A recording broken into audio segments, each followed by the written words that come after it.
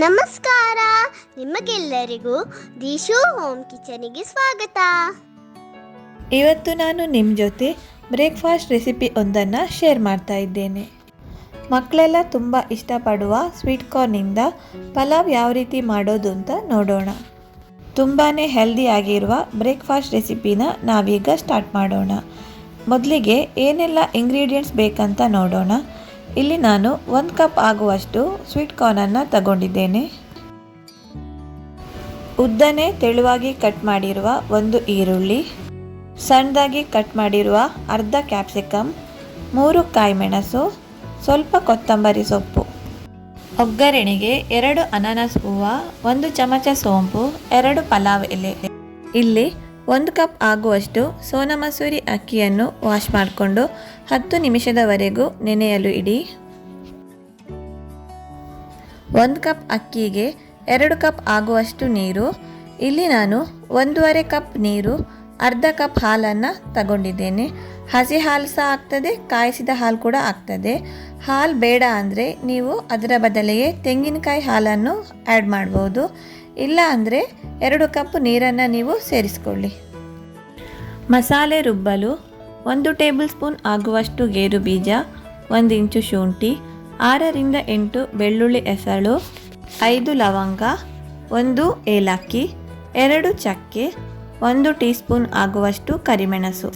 ಈಗ ಇದನ್ನು ಒಂದು ಮಿಕ್ಸಿ ಜಾರಿಗೆ ಹಾಕಿ ಸ್ವಲ್ಪ ನೀರನ್ನು ಸೇರಿಸ್ಕೊಂಡು ಸ್ಮೂತಾಗಿ ಗ್ರೈಂಡ್ ಮಾಡ್ಕೊಳ್ಳಿ. ಈ ರೀತಿ ಆದರೆ ಸಾಕು. ಕುಕ್ಕರ್ ಬಿಸಿಗಿಟ್ಟು ಇದಕ್ಕೆ 2 ಸ್ಪೂನ್ ತುಪ್ಪ ಕರಗಿದ ನಂತರ ಪಲಾವ್ ಎಲೆ, ಅನಾನಸ್ ಹೂವು, ಬಡೆ ಸೊಂಪನ್ನು ಹಾಕಿ 10 ಸೆಕೆಂಡ್ವರೆಗೂ ಇದನ್ನು ಚೆನ್ನಾಗಿ ಫ್ರೈ ಮಾಡ್ಕೊಳ್ಳಿ.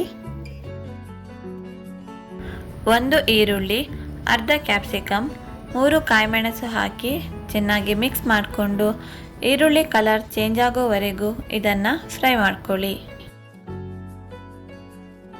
ಈರುಳ್ಳಿ ಫ್ರೈ ಆದ ನಂತರ ಸ್ವೀಟ್ ಕಾರ್ನನ್ನು ಹಾಕಿ ಇದನ್ನು 1 ನಿಮಿಷದವರೆಗೂ ಫ್ರೈ ಮಾಡ್ಕೊಳ್ಳಿ. ಈಗ ಗ್ರೈಂಡ್ ಮಾಡಿರುವ ಮಸಾಲವನ್ನು ಇದಕ್ಕೆ ಸೇರಿಸಿ ಇದರ ಹಸಿ ಸ್ಮೆಲ್ ಹೋಗೋವರೆಗೂ ಇದನ್ನು ಫ್ರೈ ಮಾಡ್ಕೊಳ್ಳಿ. 1 ಕಪ್ ಅಕ್ಕಿಗೆ 1.5 ಕಪ್ ನೀರು ಮತ್ತು ಅರ್ಧ ಕಪ್ ಹಾಲನ್ನು ಸೇರಿಸಿ ರುಚಿಗೆ ತಕ್ಕಷ್ಟು ಉಪ್ಪು, ಸ್ವಲ್ಪ ಕೊತ್ತಂಬರಿ ಸೊಪ್ಪು ಹಾಕಿ ಆನಂತರ ನೆನೆ ಹಾಕಿದ ಸೋನಾ ಮಸೂರಿ ಅಕ್ಕಿಯನ್ನು ಇದಕ್ಕೆ ಸೇರಿಸಿ ಇದನ್ನು ಚೆನ್ನಾಗಿ ಮಿಕ್ಸ್ ಮಾಡಿಕೊಳ್ಳಿ. ನೀರು ಒಳ್ಳೆ ರೀತಿಯಲ್ಲಿ ಕುದಿ ಬರಲಿ.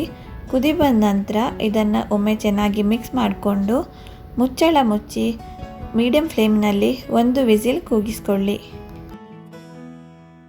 1 ವಿಸಿಲ್ ಆಗಿ ಕುಕ್ಕರ್ ತಣ್ಣಗಾದ ನಂತರ ಮುಚ್ಚಳ ತೆಗಿತಾ ಇದ್ದೇನೆ. ನೋಡಿ ಸ್ವೀಟ್ ಕಾರ್ನ್ ಪಲಾವ್ ಯಾವ ರೀತಿ ಬಂದಿದೆ ಅಂತ. ಇದನ್ನು ಚೆನ್ನಾಗಿ ಮಿಕ್ಸ್ ಮಾಡಿಕೊಳ್ಳಿ. ಆನಂತರ ಬಿಸಿ ಬಿಸಿಯೇ ಇದನ್ನು ಸರ್ವ್ ಮಾಡಿ. ಯಾವಾಗಲೂ ಒಂದೇ ರೀತಿ ಪಲಾವ್ ಮಾಡೋ ಬದಲು ಒಂದು ಸಲ ಈ ರೀತಿ ಸ್ವೀಟ್ ಕಾರ್ನ್ ಪಲಾವ್ ರೆಸಿಪಿನ ಟ್ರೈ ಮಾಡಿ. ಈ ರೆಸಿಪಿ ನಿಮಗೆ ಇಷ್ಟ ಆದರೆ ಲೈಕ್ ಮಾಡಿ, ಕಮೆಂಟ್ ಮಾಡಿ, ಶೇರ್ ಮಾಡಿ. ಹಾಗೆ ನಮ್ಮ ಚಾನಲಿಗೆ ಸಬ್ಸ್ಕ್ರೈಬ್ ಮಾಡಿ. Thank you for watching.